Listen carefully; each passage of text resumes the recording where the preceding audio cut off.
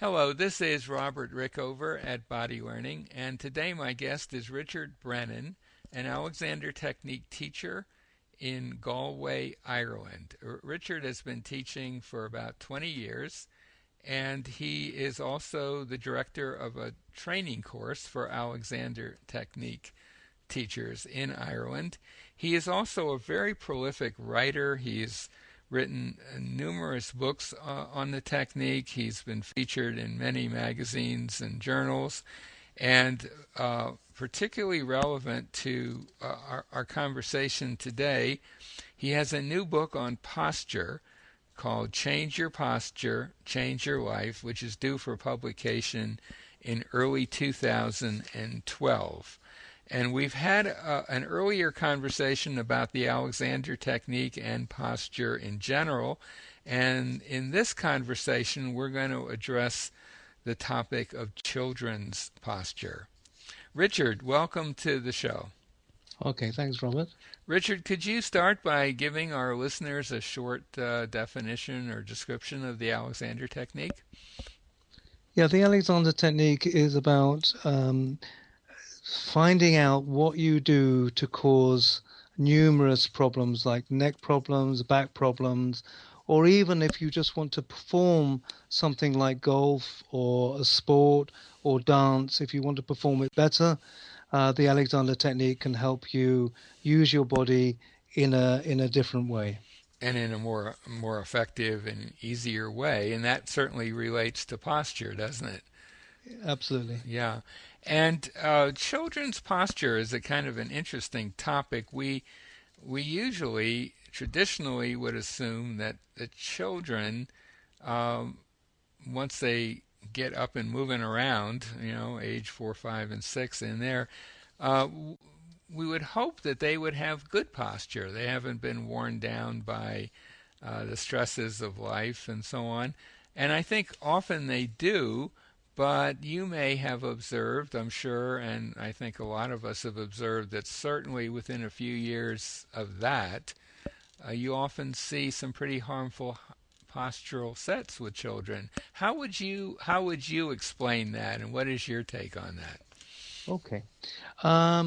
This is a very important topic, and I have been lobbying governments, both the UK and Ireland, to get things changing because maybe I was only teaching for 5 years and I heard this radio program. It was a headmaster that says, when our kids come into school at the age of 5, they have lovely posture, they are bright-eyed, they're eager to learn, eager to please, but when they leave school at 16 or 17, their posture is atrocious, they have no life in them at all, and they don't want to learn and they don't want to please. What in the name of education are we doing to our children? And I just thought that really struck a bell. Well, Mm-hmm. what they're doing in schools is they're putting children, all children at the age of 5, and they're seated. I don't know what it's like in the Canada or the US, but all the school chairs in Ireland and the UK, they must slope backwards by at least 4 or 5 degrees. The reason they slope backwards is to make the chairs stackable, but people don't realize that children are sitting on two rounded bones called the sit bones, which is part of the pelvis. When you put a rounded bone on a chair that slopes backwards, the whole pelvis and hip joint becomes out of commission. So the children have no chance except to bend their backs as they're working at the desk. The first thing the child does is it tips the chair onto the front two legs. Nearly all children do that. The second thing they try is to put a foot underneath. They actually sit on their foot, and that helps their posture. But both of these habits are actually, they get told off for them. So in the end of the day, they sit on these backward sloping chairs, they bend every single bone in their spine, and we wonder why at the end of the day they come out completely bent. Yeah, it is exactly the same situation here. Maybe even worse because here what you often get the stackability issue is key, right? You want to make it easier on the custodial staff of the school at a tremendous cost to the children. But here, often it's not just a badly designed chair from the the child's point of view, but it is a chair desk combination that is a one size fit all arrangement that you can't do any of that tipping that you just talked about because it's a whole unit, and it's taking kids who've been used to running around freely, moving a lot, and telling them to sit still for many hours a day, and to sit still in an extraordinarily environment that makes it difficult not to mess up your posture, I guess is the way I would describe it. And Yeah, so it is the same situation here. And the other factor, I don't know in Ireland whether this has sort of come into the news, but for the last 5 or 10 years here, there's been a lot of discussion about the effects of carrying heavy backpacks full of books. Often the backpacks will weigh, 20, 30 pounds or more, and these would be, first or second, third grade kids carrying them to and from schools. And again, that presents a real challenge to a child of that age to pull that off without creating some distortions in their posture and coordination. I don't know whether that's the case in Ireland or not as well. yeah. I mean, I have a picture right in front of me of a child carrying a school books, and it is distorting the spine, maybe 30 degrees, and it just sets up kids to actually have scoliosis.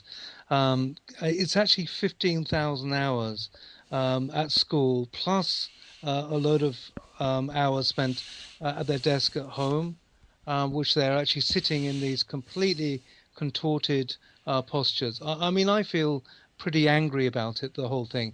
I had a person come in a couple of hours ago for a lesson, and she was 12 years old. She came in and she looked literally 4 inches shorter than me, and when she went out, she was actually taller than me. Hmm. I asked her just to write something as she would at school, and the contortion of her shoulders and neck was completely unbelievable, and yet it felt perfectly normal to her. Hmm. Yeah. Yeah, and it's so ironic in America anyway. We have very strict laws about workplace environment, and there's a lot of ergonomic jargon kicking around for workplaces. But the kind of furniture that children, small children, 6 years old, uh, are forced to put up with would not be allowed in a workplace. I mean, the company could be sued for poor ergonomic design, and yet we somehow think that children, well, they're resilient, I guess. I don't know what the thinking is. We've got to save money because we have a lot of chairs. We've got to move them around a lot because it's a classroom that needs a lot of adjustment. And we're going to really, the design is all going to be focused on that. And the health of the person using the chair is very, very far down the line. And like you, I'm pretty angry about it too. I have seen the kind of chairs and furniture in schools here that my kids have gone through, and even to the extent that you'd think maybe lunchtime could be a little break from that, but no, you don't even get to sit in a regular chair at a table anymore. You have a table with six bolted kind of like stools attached to it, totally unmovable. Again, one size fits all. It just seems as though the priorities are completely wrong in that area. So given all of that, Richard, what can we do about it? Well, we can chip away at the teachers. My son actually went to, he's 19 now, but when he was 5, I came in to the classroom. This was a private school, a very small school, maybe 60 or 70 pupils in the school. And I said to the headmaster, he was an American guy and quite open. I said, "Do you mind if I put a wedge-shaped cushion on Kieran's chair?" And he said, "Well, why? Why would you want to do that?" And I explained to him, and he said, "This is very interesting." So he got all the teachers, we had a meeting, and then they decided to actually buy a cushion for every child in the school. And 2 years later, he came up to me and he said, "There is a noticeable change in the children's posture." And this is even without any Alexander lesson. Hmm. This is just changing the furniture. And I did the same for my daughter, who is now 11. I went into school to give a talk on the Alexander technique out of a class of 24 8-year-olds. 8 of them are wearing orthotics because of posture problems at the age of 8. Hmm. I asked the children how many of them were getting either headaches or neck aches at the end of the day, and half of the children put their hand up. These are 8-year-olds who are setting themselves up for poor posture. Anyway, just introducing the cushion and just putting the cushion on the chair, which actually levels the chair out. Most children at the age of 8 change their posture immediately when they start writing at their desk. So on my website, I actually sell chairs and wedge-shaped cushions because it's the only thing that I think outside giving a child or an adult Alexander lesson, which is actually going to improve their posture. But also, I've noticed that if I don't actually introduce the wedge-shaped cushion, people keep coming back for lessons because they're sitting on these terrible chairs, and all the good work that I do in the Alexander technique gets undone because they go and sit on terrible posture, terrible chairs.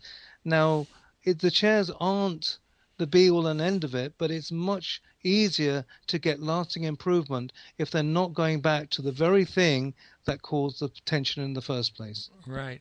But I think I agree with that. And I would think also, just before we move on a little, another fairly inexpensive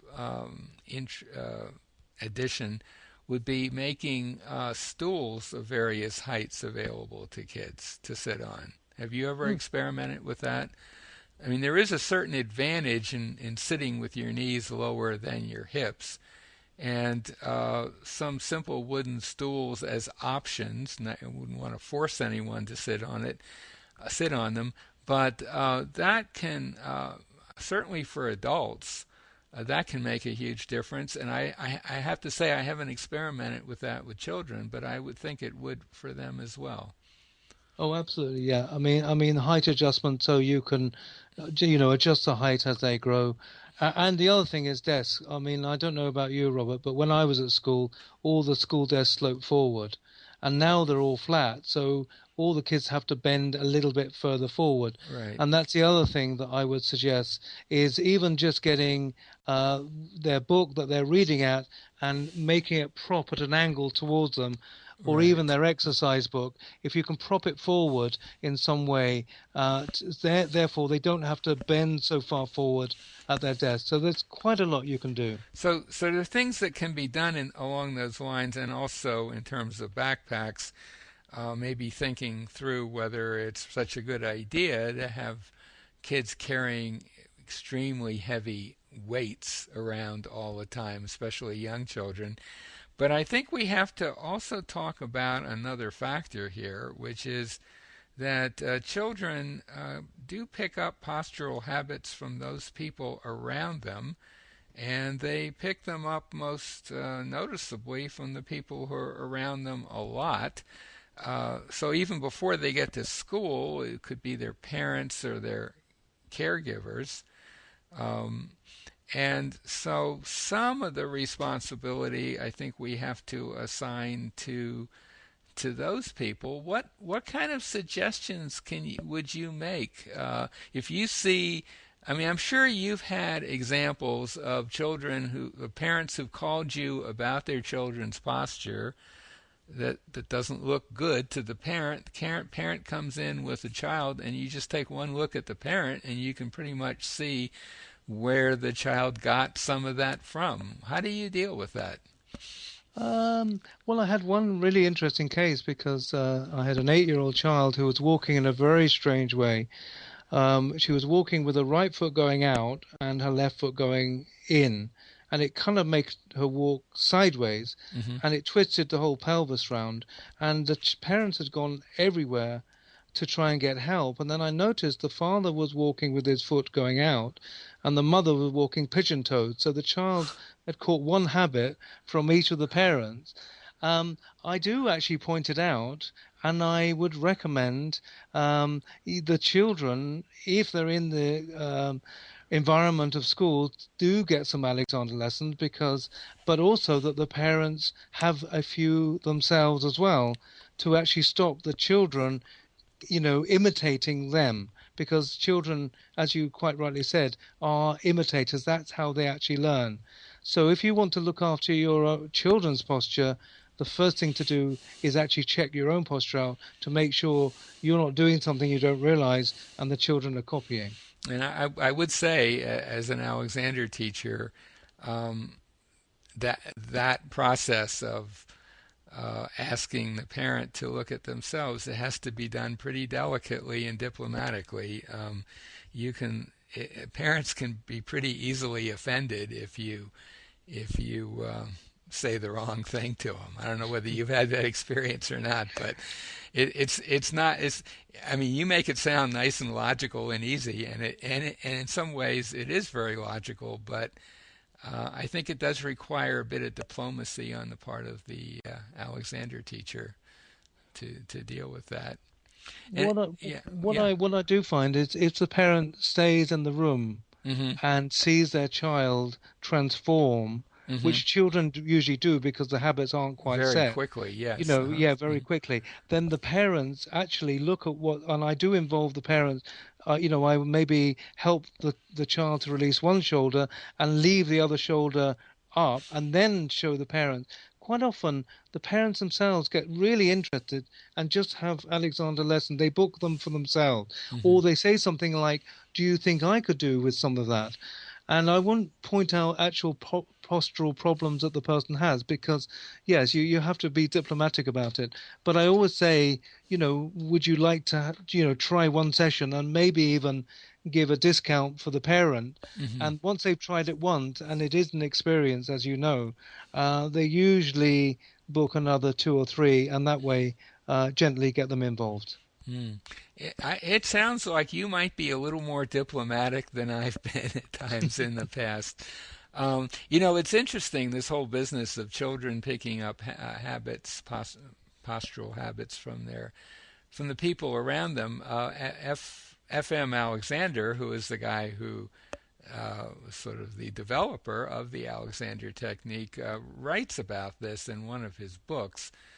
I can't remember which one now, but he talks about, he's in England, I'm guessing he's writing this in the 20s maybe, and he talks about parents who hire, I guess not nursemaids, but I don't know, whatever, nannies, I guess. They'll hire a nanny to watch over their kid. And Alexander says, most people, when they go to find a nanny for their kid, they get the cheapest one available. And he said, they're not thinking about the effect that person's movement and posture patterns are going to have on this small child, 2, 3, 4-year-old child. Children of that age are incredible mimickers of people around them. And Alexander also made a point, which I think is very interesting, that small children, they don't just mimic people around them, they have a special facility for mimicking the worst most bizarre patterns that they encounter. So if a nanny is doing some really weird way, has some really strange way of walking, or holding their head on top of their spine or whatever, the child is much more likely to imitate that. And all the economies of getting a cheap nanny go down the drain when you balance it against, the harm done to the child. So, Richard, before we come to an end, do you have for any parent listening to this, and maybe seeing what we're talking about, if they visited schools, they might visit a school with their eyes, with a little different way of looking at things, hopefully after they listen to this. Do you have any other suggestions for a parent who is concerned about their child's posture? Well, I think nearly every parent is concerned about the posture of their child. Everyone I talk to can see the child getting more bent and more bent and more bent, Mm-hmm. and they kind of know it's something to do with school and bending over school desks, but I don't think they realize that they can do something about it. Mm-hmm. And even just adjusting the chair with a cushion, or getting a height adjuster like you suggested, there are things that you can actually do. And if they did get involved in the Alexander technique for their children or for themselves, I think that's the best thing they could actually possibly do, because everything, even if the child ends up with terrible posture at the age of 18, there is something that can be done about it, that they shouldn't just give up, Mm-hmm. and everything is reversible. And that I would add to that picking up on something you said earlier, small children, young children, if they can be motivated to be interested in bringing about changes or learning how to change things, can change extraordinarily rapidly compared to us old folks. I mean, a small child can make huge changes very quickly and simply, whereas most adult students of the technique, it's going to be a number of lessons. There's going to be all kinds of issues to confront along the way. So if you can address the problem earlier, it's going to save everyone a lot of time and trouble. Yeah, I think Alexander once said, give me a 5-year-old and I can teach them my technique in 5 minutes. Yes, I But believe that. I think that is, if you had a 5-year-old who was actually interested, you could teach a 5-year-old in 5 minutes everything they'd need to know. I mhm, actually believe that. mhm. Um, and I had another thought, but it's left my mind. Anything you want to add before we bring this to a close? No, all I can say is any listeners, I would definitely, um, check out the Alexander technique. It is a wonderful technique, and it can do wonders to improve your posture, no matter how old or how young you are. Well, that sounds like a good place to end the conversation. My guest today has been Richard Brennan, who is an Alexander Technique teacher of some 20 years experience in Galway, Ireland. He is the director of an Alexander Technique training course there. He's a prolific writer on the technique, and his new book coming out in early 2012 is called Change Your Posture, Change Your Life. And if anything that we have been talking about intrigues you and you want to learn more, if you live anywhere near Galway, Ireland, contact Richard. We'll put a link to his website there. And if you live anywhere else in the world, we'll put a link to a site where you can find a teacher in your area. Richard, thank you so much for being on the show today. It's my pleasure, Robert.